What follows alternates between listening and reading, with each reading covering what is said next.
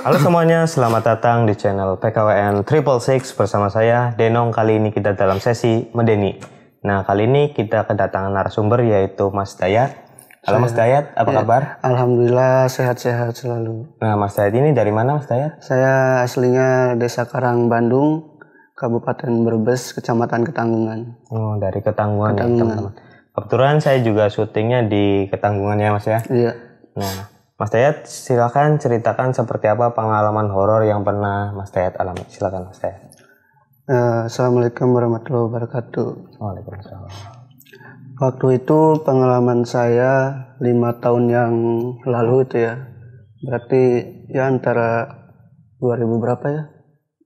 2027. 2017. 17 antara 18 ya. Iya, gitu. Ya memang waktu itu pengalamannya kan saya namanya laki-laki itu ya. Dalam mungkin setiap laki-laki untuk pengen ada apa ya, jiwa perantau itu ya. Perantau itu kan harus, kalau kata orang tua, sebelum berangkat perantau itu memang harus di apa dulu, di bahasanya ya, isi dulu lah. Seperti itu. Jadi memang ada orang tua waktu itu disuruh kesana lah, ke daerah Jawa Tengah waktu itu. Ya saya sebelum itu kan tanya-tanya dulu kan, di mana yang bagus, yang nyata, terus yang ibaratnya tanpa ada Efek samping, tanpa ada mahar lah itu. Nah akhirnya ada orang tua itu ngasih tahu ke daerah ini, Jawa Tengah.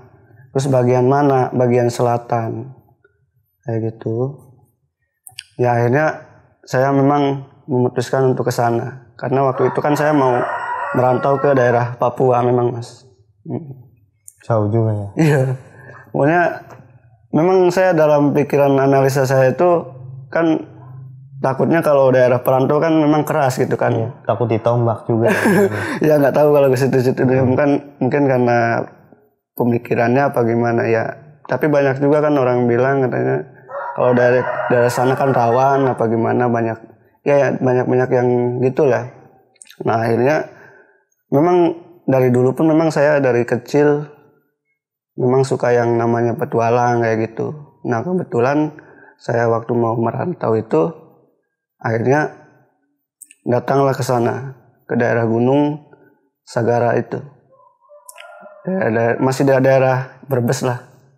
Cuman kalau dari sini mungkin antara 2,5 jam itu. Di situ.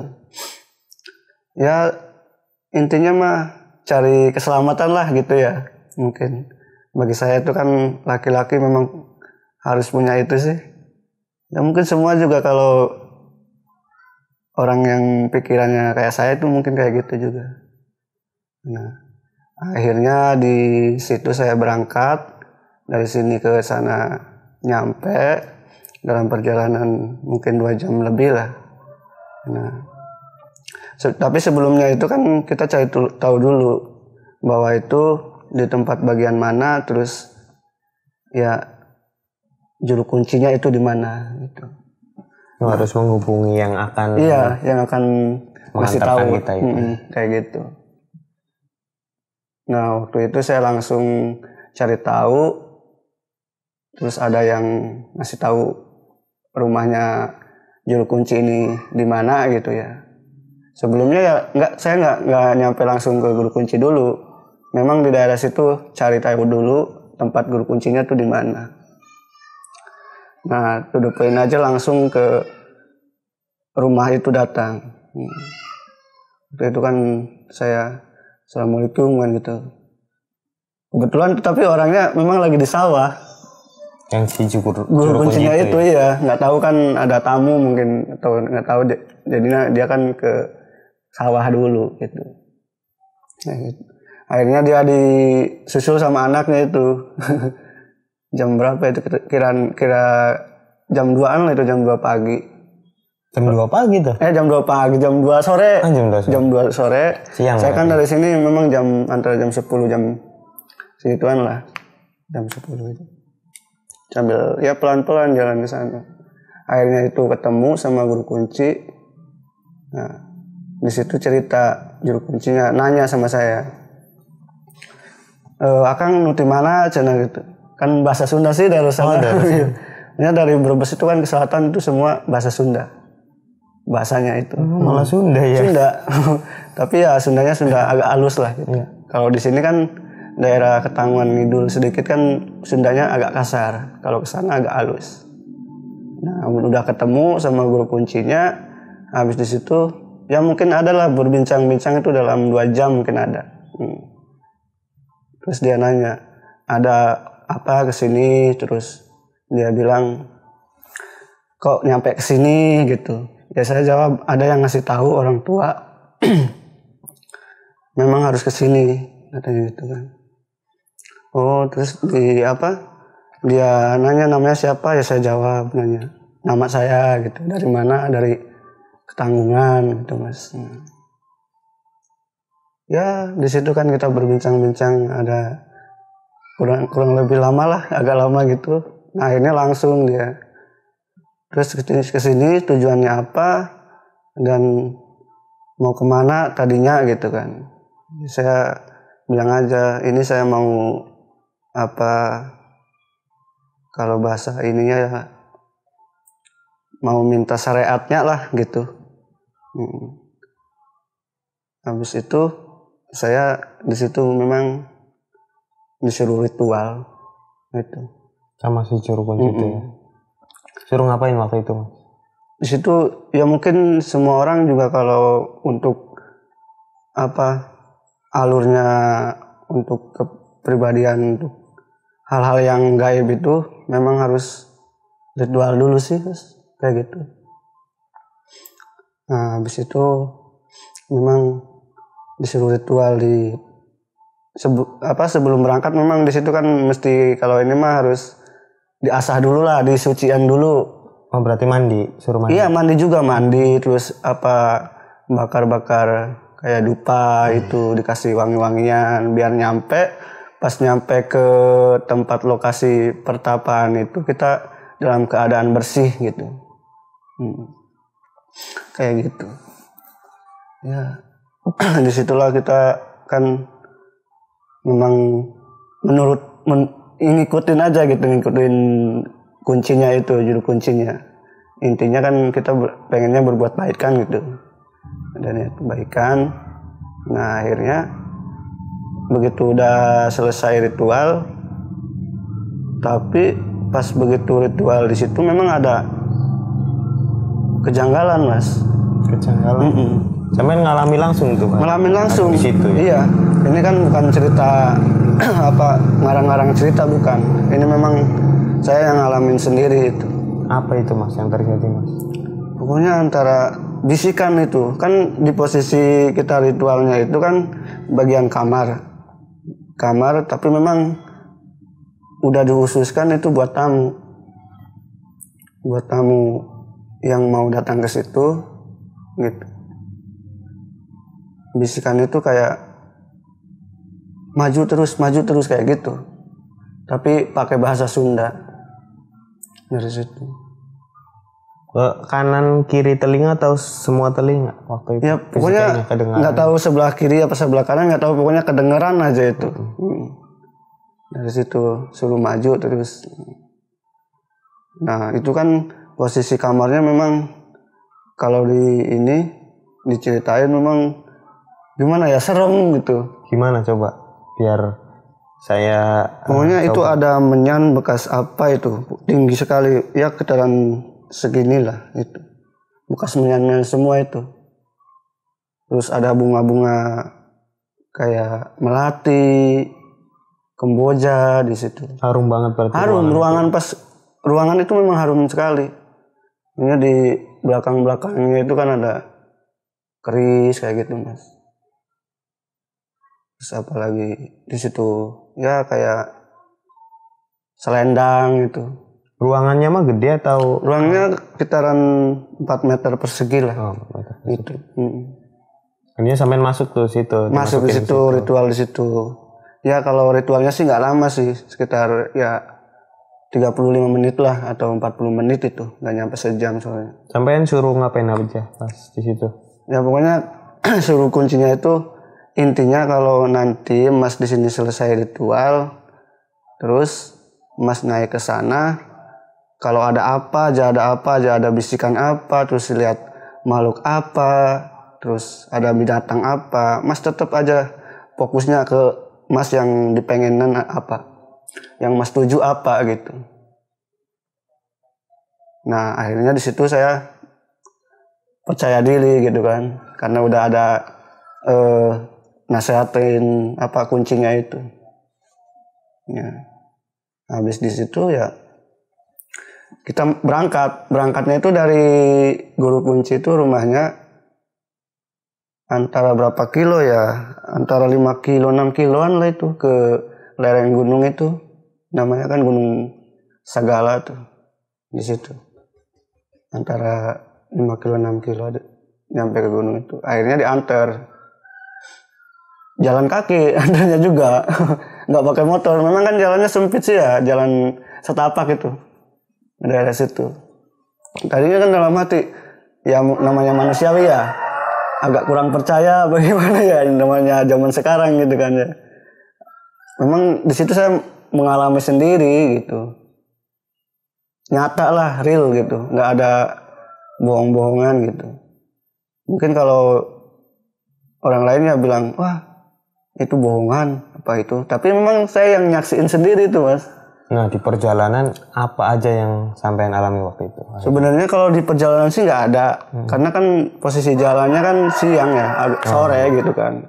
Aman berarti beres. Nah itu kan dalam tetapa saya kan diharuskan sama kuncinya itu minimal 1 malam. Kalau misalkan 1 malam tidak ada alamat, bahasanya kalau tidak ada alamat yang kayak makhluk-makhluk itu, terus sampai 3 malam. Tapi alhamdulillah di situ saya 1 malam pun dapat Mas. Nah gimana itu? Bisa diceritain gimana Mas? Nah habis itu kan kita baru nyampe apa lereng gunung itulah. Nah di situ juru kuncinya bilang gini, Mas coba periksa dulu ya sama saya. Kok diperiksa? Memang di sini pantangannya tuh mesti periksa dulu. Takutnya itu pantangan di situ Mas bawa gitu kan. Apa itu Mas yang diperiksa? Yang jadi pantangan apa? Pantangannya itu pokoknya nggak boleh yang namanya berkulit-kulit, yang berbau kulit-kulit itu nggak boleh. Kayak barang-barang berkulit itu Mas. Misalnya sabuk, tas, dompet itu nggak boleh. Pantangannya memang di situ. Nah, waktu itu bawa yang bahan kulit nggak ada ya? Iya nggak ada memang. Jadi nggak ada yang diambil. Memang kan dari sebelum ke sana juga saya kan udah dapat info. Memang kalau ke sana nggak boleh bawa yang namanya kulit-kulit kayak gitu. Barang-barang kulit lah semacam itu nggak boleh. Takutnya kalau pas nyampe ke sana bawa ada masalah gitu. Akhirnya kan saya nggak bawa. Habis itu sekitar jam 5 kita kan baru nyampe 5 jam 5 lebih lah. Nah di situ kan ada posisi pohon itu ada 4 kayak pohon beringin, tapi memang apa nama itu kunci cerita itu pohon memang udah ratusan tahun di tempat saya yang betapa itu Mas. Akhirnya di situ kuncinya itu ya ritual biar kita selamat itu di posisi petilasan itu. Di situ akhirnya saya nunduk aja gitu, katanya udah Mas kalau di sini yang penting fokus ke yang tujuan, terus nggak usah neko-neko, harus fokus, kalau bisa ya zikir gitu. Nah disitulah selesai, tapi sebelum selesai di tengah perjalanan dia ngasih ritual buat saya. Di situ ada kejanggalan juga. Kejanggalannya itu kayak ajaibnya kan ada pohon apa segini ya, besar segini pohon. Iya.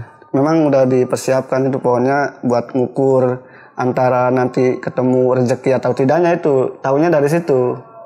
Kalau memang kan dia diikat sama apa itu, kayak tembaga atau apa itu, dililit pohon segini nih, panjang ya sekitar 2 meteran itu. Diukur sama dia. Tapi kan bilangnya gini, Mas, ini kalau tembaga ini, kalau misalkan lingkaran ini geser ke atas, berarti Mas bagus. Intinya cepat dapat alamatnya itu. Cepat dapat alamat keberkahannya itu loh. Kalau sebaliknya? Kalau sebaliknya ya mesti paling antara 3 hari itu. Harus lebih lama. Harus lebih lama di situ, iya. Ya paling kan ada geser sedikit atau ke bawah gitu, berarti kan antara 2 hari kayak gitu. Itu kan alhamdulillahnya kan saya pas ritual kuncinya buat saya itu gesernya banyak, hampir ke ujung. Iya. Pokoknya dari hampir sejengkal tuh geser agak setengah itu ke atasnya.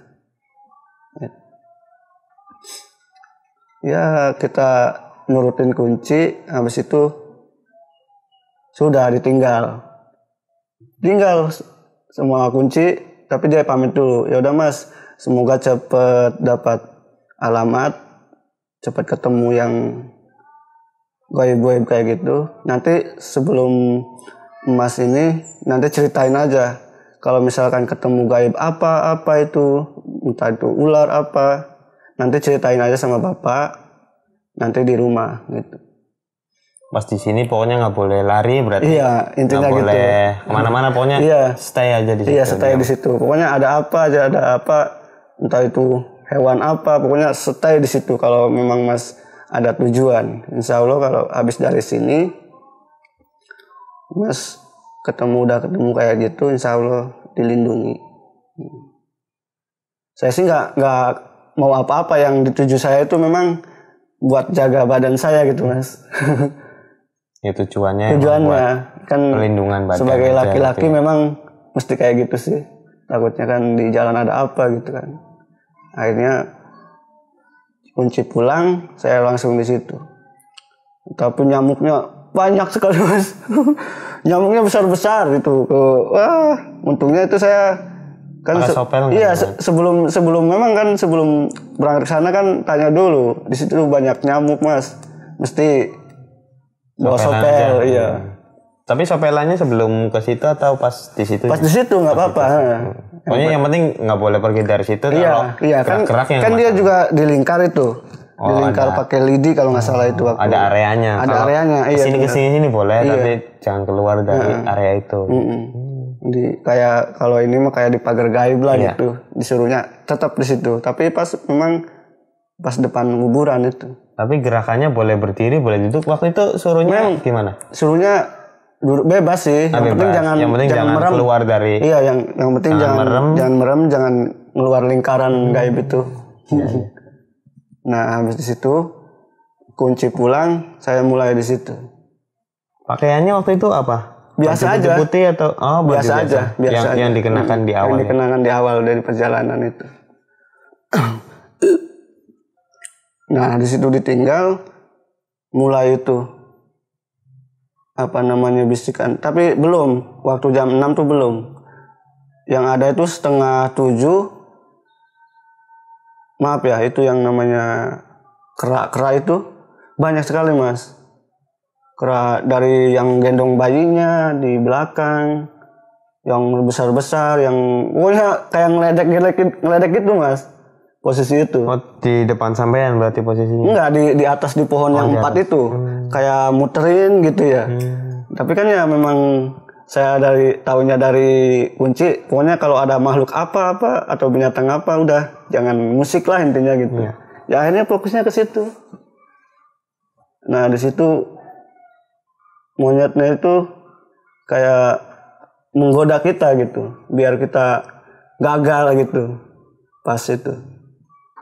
Nah, 6:30 itu mungkin ya pada pulang mau ke sarangnya apa nggak tahu gitu. Iya. Wah, intinya monyet tuh banyak sekali. Pertama tidak bisa dihitung ya. Monyet itu. Iya, pertama itu awal-awal gangguan itu menggoda itu monyet memang banyak.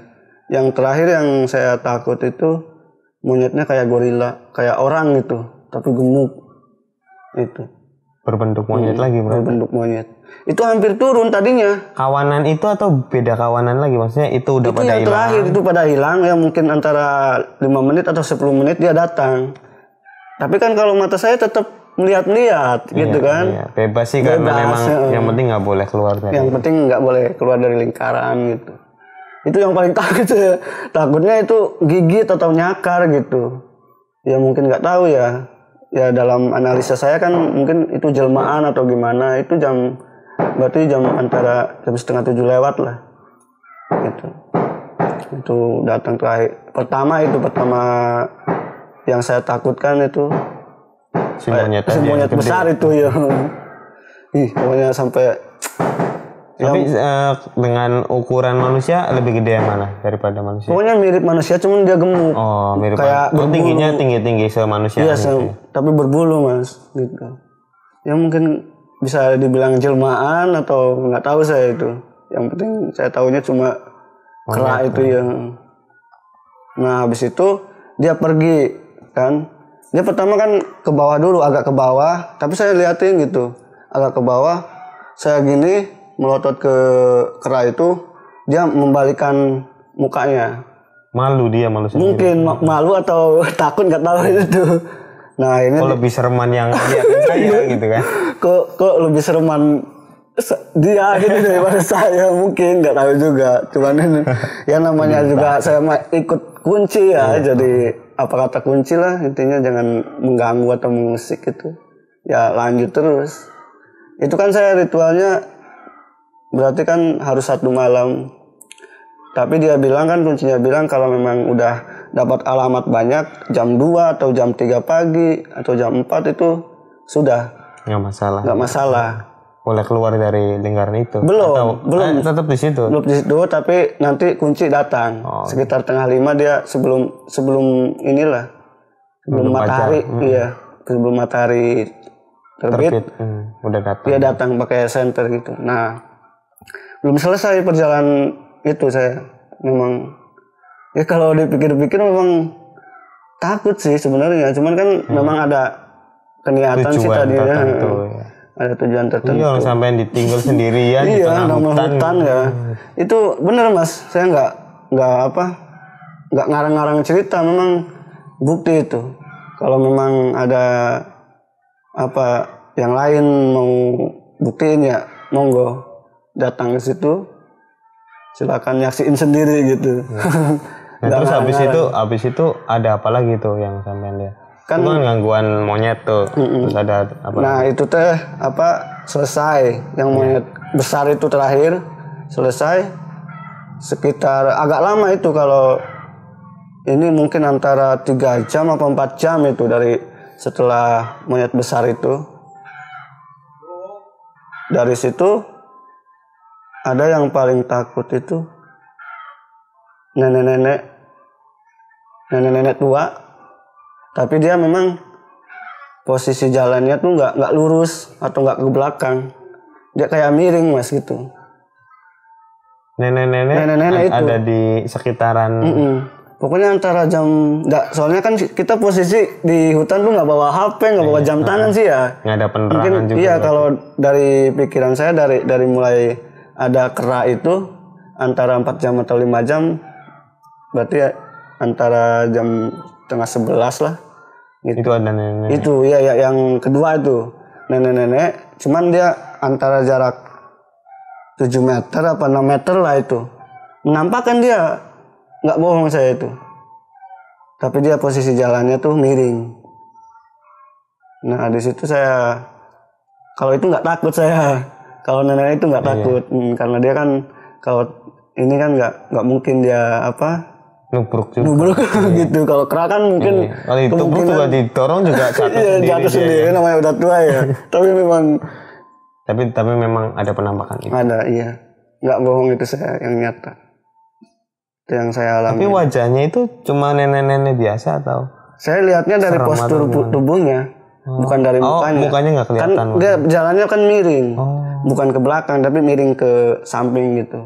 Pas Jadi nggak ngelewatin kelihatan. pohon yang Nggak kelihatan jelas ya, cuma sekedar dari sana. pokoknya itu nggak tahu pohonnya itu pohon 4 itu kan besar-besar semua, nggak tahu pohon beringin atau pohon apa, pokoknya besar. Kalau di gini aja nggak cukup, mungkin antara 8 orang gabungan gitu baru cukup. Namanya pohon beratusan tahun kan dari diameternya gede banget. Iya, gede banget itu. Nah habis itu pokoknya menampakkan itu hampir ada 10 menit atau 15 menit lah itu. Ya saya habis lihat itu, perhatiin dia jalannya miring, dia begitu mulai agak jauh, saya memang menundukkan ke bawah gitu, takutnya dia menggoda kan. Akhirnya dia yang di luar nalar itu, kita pas nengok ke situ memang sudah nggak ada nenek-nenek itu. Sekarang jalannya aja pelan, tiba-tiba ngilang. Iya, gitu. Yang jadi kalau nggak jatuh ya gitu. apalagi gitu. Ya pas itu kan. Tapi itu emang nggak boleh disautin tuh, misalnya kalau ada nenek-nenek terus disapa gitu. Nggak boleh. Emang ada pantangannya. Ada pantangannya, nggak boleh iya. ngomong gitu. Nggak boleh ngomong. Ngomongnya itu paling zikir aja suruhnya. Ya nggak boleh tadi. Nek lagi apa gitu, nggak boleh. Nggak boleh. Cuma kan pantangannya sih paling bolehnya ya zikir atau apa gitu, nyanyi paling boleh. Nyanyi gitu untuk kita nggak ngantuk gitu loh. Oh emang nggak boleh sama sekali tidur gitu. Nggak boleh. Pokoknya memang cobaannya memang berat Mas. Mata itu kayak ngantuk gitu. Seolah-olah gitu ya. Padahal saya biasa kalau nongkrong ini ya di sama teman-teman itu sampai jam 2 pun nggak pernah ngantuk matanya, tapi kok di situ ngantuk gitu. Itu yang kedua kan nenek-nenek itu. Tapi memang pokoknya ngerinya itu nenek jalannya miring gitu. Ya saya takut, mungkin kalau lihat mukanya atau belakang dia gini mungkin nggak takut. Itu yang bikin takut kan jalannya miring gitu, kayak apa gitu kan, takut. Maksudnya miring memang beneran ke samping kayak gini? Iya, kayak deg-deg gitu, tapi dia ke samping Mas. Kayak kepiting berarti jalan. Iya, kayak kepiting, deg-deg gitu lah, mirip ya kayak kepitingan. Kocak juga ya nih. Ya nggak tahu. Ya, menyusahkan dirinya kenapa jalannya. Kan lurus juga bisa. Tapi memang kalau itu makhluk gaib kan kayak gitu sih ya. Jadi kalau di luar logika mungkin nggak masuk, cuman ya yang terjadi kayak gitu. Menyaksikan sendiri sih. Itu. Nah itu habis penampakan nenek-nenek tadi. Nah iya. Ada lagi nggak? Ada lagi. Yang kedua itu kayak cahaya tapi dia bukan di pohon, bukan. Tapi dia kayak nempel di batu gitu ya. Itu. Tapi kayak jalan gitu. Jalannya itu berarti antara atas turun gitu, posisi itu cahaya itu. Nah kalau masalah itu saya nggak takut. Kalau hanya sekedar cahaya tadi saya nggak takut itu. Yang takut tadi sih itu yang nenek tadi ya. Bukan kera. Monyet. Iya. Sama ular itu saya takut. Oh habis itu ada lagi tuh. Kalau ular sih nggak ada. Oh habis yang cahaya. Saya takut ya. Itu habis cahaya ada lagi nggak? Itu cahaya cuma sekedar naik turun sebentaran doang ya, kayak center di gini gitu ya. Lama tuh sebentar itu Mas waktu itu. Waktu itu sebentar ya, kalau yang hilang hilang kayak di di batu gitu, kayak celorot tapi naik turun gitu. Iya. Ya namanya gelap sih ya, jadi posisi bentuknya kayak gimana nggak tahu. Yang saya jelaskan cuma cahaya. Gitu. Nah habis itu ada lagi nggak? Habis itu ya banyak sebenarnya Mas. Nah apa aja itu yang maksudnya yang tampil itu, biar sampean kasih tahu. Infokan apa aja itu yang. Itu yang ketiga kan cahaya ya. Yang keempat itu saya kan posisi duduk gini ya. Nah gini. Kan di depannya tuh kuburan batu nisan. Memang kita kan maksudnya bukan nyembah berhala, bukan, tapi memang posisinya harus di situ. Iya. Itu kan ada batu nisan tuh. Iya. Tapi batu nisan bukan kayak cetakan, bukan. Memang mungkin dari dulunya mungkin batu nisan kayak gitu. Posisinya tuh lempengan, tapi antara ya 30 cm lah atau 40 cm itu kuburan. itu yang saya heran di situ sekitar jam tengah 1 atau jam 1 lah. Itu batu nisan bisa hilang. Batu nisan tapi nggak ada tulisan, cuma batu lempengan itu ya. Tapi awalnya memang beneran ada nyata, tuh, iya. Nyata di situ ada. Kan di situ saya naruh itu juga apa kayak aqua dibuka itu.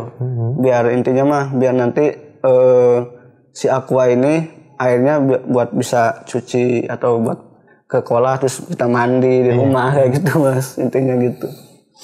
Ngilang sama aquanya juga. Nah itu aquanya masih ada berdiri tapi posisinya begini, dia asalnya terbang. Kan enggak terbang. Jadi kan pertamanya kan memang ada batu nisan kan gini. Iya. Dia ini aqua nempel begini miring, ada senderan doang. Gitu. Bukan taruh di atasnya, bukan. Nah itu tiba-tiba bisa hilang Mas, batu nisan itu. Hilang. Iya, cuma ada aquanya. Nah aquanya jadi jatuh atau enggak? Tetap begitu, iya. Oh tetap miring kayak gitu. Tetap miring gitu. Ya saya makanya heran itu. bisa melawan gravitasi jadinya ya posisinya. Iya. Ya kan harusnya kalau memang miring dengan kemiringannya harusnya jatuh dia. Iya harusnya kalau secara logika kan. Cuma memang mungkin udah jadi tradisi sananya mungkin kayak gimana nggak tahu. Kalau kita kan sebagai manusia kan cuma bisa melihat gitu kan. Yang sampean alami. Yang saya alamin itu. Kan, iya. Kalau untuk dianya mungkin nggak tahu disembunyikan atau memang mata saya dibelurkan atau nggak tahu lah itu. Pokoknya yang terjadi tiba-tiba nggak ada gitu. Iya. Siapa lagi Mas? Mungkin itu batu nisan ya saya juga sempat takutnya itu. Takutnya kok tiba-tiba itu di depan mata saya nunduk ini udah lama terus sambil lihat ke atas tiba-tiba itu hilang gitu batu itu loh. Ngeri. Mungkin itu batu bisa hilang gitu. Nyata itu Mas. Itu nggak ngarang-ngarang gitu. Asli itu. Nah terus apa lagi Mas setelah batu yang hilang selanjutnya? Banyak sih sebenarnya kayak yang lebih banyak itu punya suara-suara. Oh lebih banyak suara-suara. Dari mulai jam 7 pun suara-suara sudah ada. Apa itu suara apa yang? Ya kayak mungkin namanya di hutan ya burung apa-apa nggak tahu. Cuman yang saya rasakan kayaknya bukan burung sih. Lebih horor ya. Lebih horor kayak kalau dibilang kuntilanak mungkin ya. Soalnya kita nggak lihat ya. Kalau kuntilanak itu nggak lihat ya. Cuma suara-suara aja. Kayak suaranya kuk gitu. Ada cik cik cik cik kayak gitu. Punya banyak itu. Kayak ada suara terbang apa kelelawar gitu. Namanya di hutan kan. Iya. Itu banyak suara-suara. Tapi itu kayak ribuan lah. Ya menambah suasana kengerian yang ada di situ ya. Pokoknya. Akhirnya ada lagi nggak setelah itu yang penampakan yang sampai lihat lagi atau yang terakhir itu batu itu hilang terus? Masih ada lagi. Masih ada lagi. Apa lagi. Itu Mas? Pokoknya kan itu yang terakhir yang keempat batu nisan itu. Terus ada lagi kayak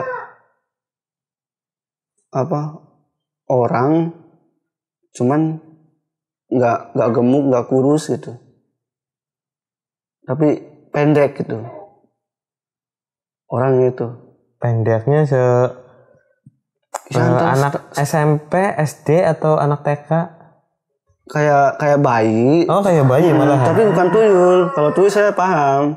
Dia kan kalau tuyul memang bentuk tubuhnya kan kayak gimana mungil gitu. Dia enggak kayak bayi cuman dia bentuknya tua gitu. Tua tapi kecil. Tapi kecil. Antara kalau ini ya inilah sedengkul itu. Itu juga ada. Dia ngapain waktu itu? Waktu nampak lagi ngapain? Dia cuma lewat aja sih rata-rata. Lewat. Rata-rata cuma lewat. Jalannya. Cuma jalan. Mungkin itu mau menggoda saya. Iya. Biar keluar dari situ terus kapok apa gimana nggak tahu. Ya tapi kan saya punya prinsip biar sampai selesai. Biar selesai nanti dapat keselamatan dari situ lah. Itu agak lama sih juga itu yang kecil mungil tua itu agak lama juga. Di situ liatin aja. Oh sambil ngeliatin cuma yang saya lihat cuma mulutnya. yang lain serius. Maksudnya kayak gelap cuma tapi kok mulut bisa Bercahaya. Bukan bercahaya, jadi Lebih jelas. lebih jelas gitu, mulutnya aja ya gitu. Nggak tahu itu tadinya apa memang mau masuk ke badan saya apa nggak tahu itu yang saya alamin gitu Mas. Terus ada lagi Mas? Ada satu lagi itu terakhir. Yang terakhir ini? Apa itu yang terakhir waktu? Yang terakhir itu kayak perempuan tapi memang tidak pakai busana. Tidak berbusana? Tidak berbusana itu. Deketin sampean atau? Cuma dalemannya. Tapi memang madepnya bukan ke saya. Jadi ngebelakangin gitu. Dia posisinya Wajahnya nggak nampak. Nggak nampak, cuma belakangnya aja. Tapi kelihatan postur tubuhnya. Pakainya lingerie atau apa itu? Lingerie itu apa? Itu pakaian dalam yang seksi-seksi kayak gitu. Iya, memang kayak daleman aja gitu. Tapi ya mungkin daleman kayak zaman dulu itu. Itu saya sempat takut juga itu, sempat nyerah lah. Iya. Di situ. Bukan malah nafsu, malah takut. Ya? Soalnya kan ada juga yang bilang kalau ada bentuk kayak gitu berarti namanya itu kunti seberang. Gitu. Saya jadi pikirannya ke situ. Sedangkan kata orang-orang bilang kalau kunti seberang itu kan nantinya bikin nyawa kita melayang. Oh, bisa kayak mengambil gitu. nyawa kita ya? Iya. Kalau kitanya apa itu misalnya tergoda? Iya, tergoda terus kita nyamperin lah sampai gitu bertatapan muka sama kunti itu kita bisa mati katanya gitu. Dia nggak natap ya? Iya, jadi nggak natap. Itu kan godaannya mungkin segitu godaannya ya. Itu yang terakhir itu. Tapi kalau tampilannya tadi yang kunti seberang itu tadi benar-benar wanita asli gitu ya? Wanita asli. Maksudnya dengan rambut yang benar, rambut yang benar, nggak aut-autan gitu, normal. Tapi gitu. kayak dia tuh badannya juga benar. Gitu. Iya, tapi rambutnya kayak acak-acakan, cuman nggak ini ya, kayak ke belakang, terus ini ke samping. Pokoknya acak-acakannya tuh bagus lah gitu. berantakan. Oh, gitu. berantakan iya, juga. berantakan. Tetap berantakan. Cuma kalau badannya kan, memang mulus gitu. Kalau kunti yang orang-orang bilang kan tuh yang kayak di TV-TV kan kunti lurus atau gimana ya. Itu enggak. Iya. Kayak acak-acakan. Emang acak-acakan. Iya. Memang udah beda lah, memang bukan manusia ya. Iya, itu ya mungkin bisa dibilang kunti seberang itu. Pernah tahu nggak kunti seberang? Nggak pernah.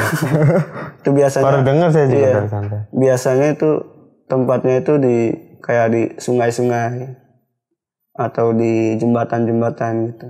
Lumayan bahaya juga itu kunti seberang. Gitu ya. Selalu berpakaiannya berarti selalu pakaian yang seksi-seksi kayak gitu. Iya.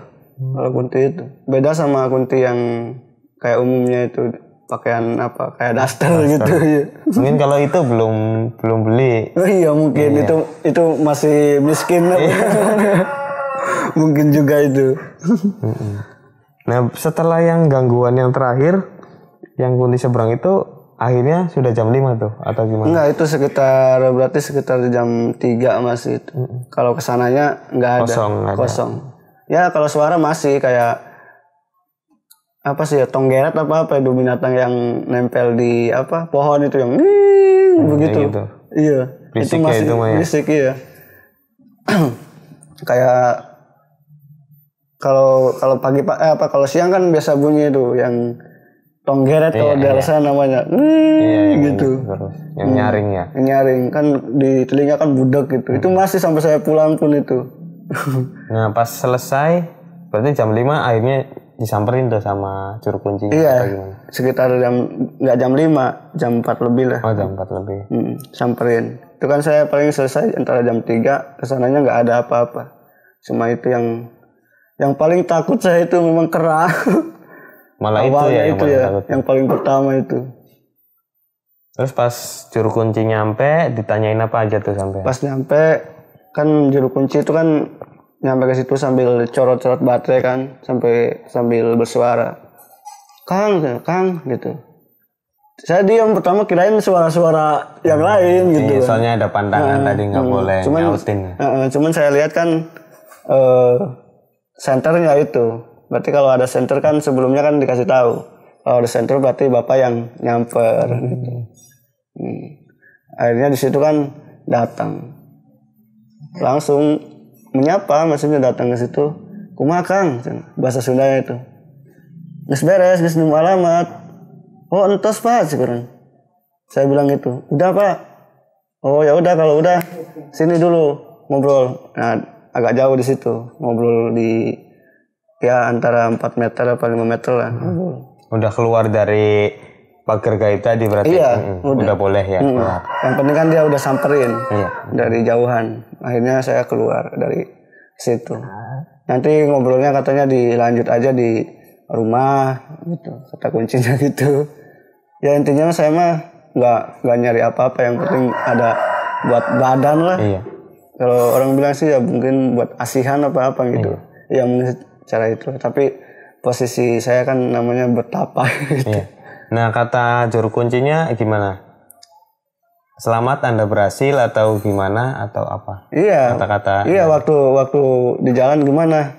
Pertama di situ. Udah nemu alamat, udah di rumah aja nanti ngobrolnya. Dia sautin lagi gitu kayak gitu. Akhirnya jalan kaki. Terus nyampe ke rumah, ceritain. Semuanya itu saya ceritain. Yang tadi diceritain lagi. Cuman dia bilang, udah Mas, kalau masalah itu nggak apa-apa. Berarti Mas ibaratnya rezekinya bagus. Cepet lah dikasih alamat itu, godaan itu. Berarti intinya berhasil lah kayak gitu. Akhirnya kan begitu nyampe rumah kuncinya, di situ sudah makan. Iya. Makan udah disediain itu. Iya. Oh banyak di situ. Ya pokoknya ucapan selamat buat sampean berarti. Ucapan selamat, terus juga takutnya lapar kan. Iya. Namanya dari jam berapa ya tadi? Dari jam 5 lah, standby tengah 6 lah. Sampai subuh ya. Sampai subuh. Satu malam itu. Ya mungkin kalau yang nggak ada keniatan mungkin nggak berani lah. Iyalah. Namanya di hutan kan ya. Tinggal sendirian, banyak apa. Durasinya juga terlalu lama untuk ditinggal sendirian dari jam 5 sore sampai jam 5 sore. 5 pagi. Iya. Kan lumayan itu kayak uka-uka lah gitu, kayak lebih dari. Kalau uka-uka mungkin dapat duit. Kalau saya cuma dapatnya sesuai keinginan lah. Tapi alhamdulillah sih yang saya rasakan, saya memang pada saat itu, maksudnya setelah itu saya merantau, kayak ada yang jaga lah gitu. Tapi pas ketika selesai, misalnya suruh makan oleh juru kunci, setelah selesai disuruh bawa ini Mas, atau bawa enggak ada. Cuma dia paling ngasih tahu kayak barang-barang kuno itu di kantong warna hitam tuh, kayak ya jimat-jimat mungkin, tapi memang banyak Mas. Kalau dihitung itu udah kayak ratusan lebih itu. Dari keris yang kecil, terus kayak bunga tapi kuningan gitu, tombak kayak gitu. Akhirnya tapi sampean dikasihnya apa, atau cuma pokoknya udah dapat nih sampean, pokoknya nanti juga kerasa sendiri. Dikasih itu aja, dikasih ramalan apa namanya, tulisan itu. Misalnya apalah baca apa gitu. 7 kali atau 3 kali. Kalau keluar rumah kan mesti bawa baca itu. Tapi kan sebelum itu kan harus memang puasa dulu. Ibaratnya supaya tulisan itu menyatu gitu. Amalan itu kita nggak lupa gitu. Waktu itu suruh puasa berapa hari sampai? Puasanya sih cuma weton aja sih. Sesuai misalkan hari kelahiran. Hari kelahiran, lahirnya hari Minggu ya itu harus puasa. Setiap waktu atau pada bulan itu aja, atau cuma berapa kali? Setiap seminggu sekali berarti. Berarti kan saya lahirnya Minggu. Iya.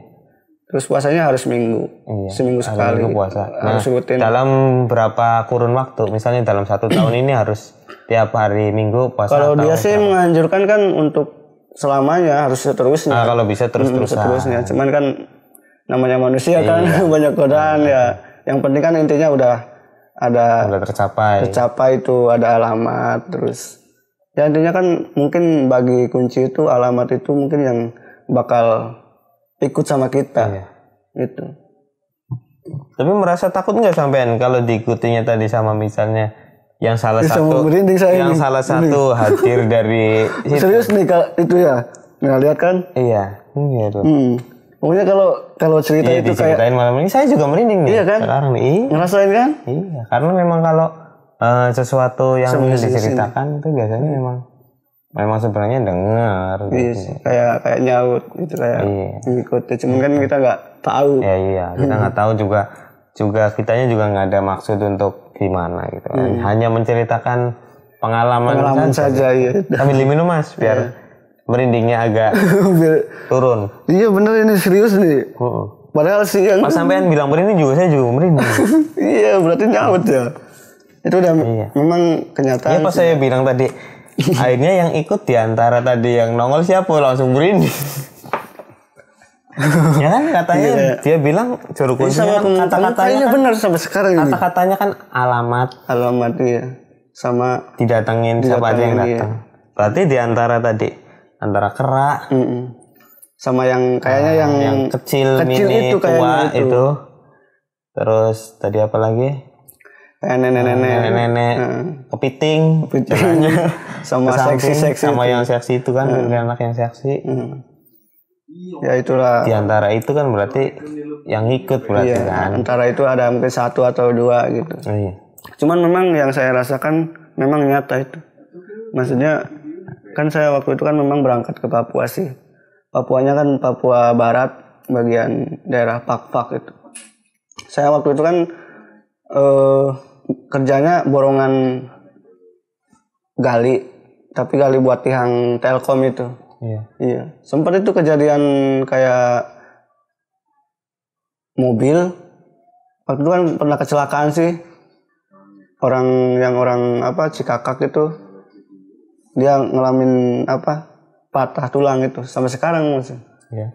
Gara-gara mobil itu. Cuman posisi itu kan saya memang lagi berjalan duaan sama orang itu, tapi saya selamat. Untungnya maksudnya ya mungkin masih dikasih perlindungan lah sama Allah ya.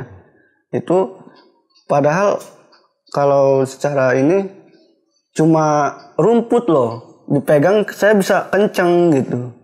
Setelah di sana kan di sana terus berapa hari di rumah terus berangkat langsung ke sana sih. Kalau teman sampean gimana? Tadi kan iya cacat ininya. Oh, sampai kena ban. Kan posisinya waktu itu kan memang maghrib. Namanya borongan kan mesti harus ngejar target kan.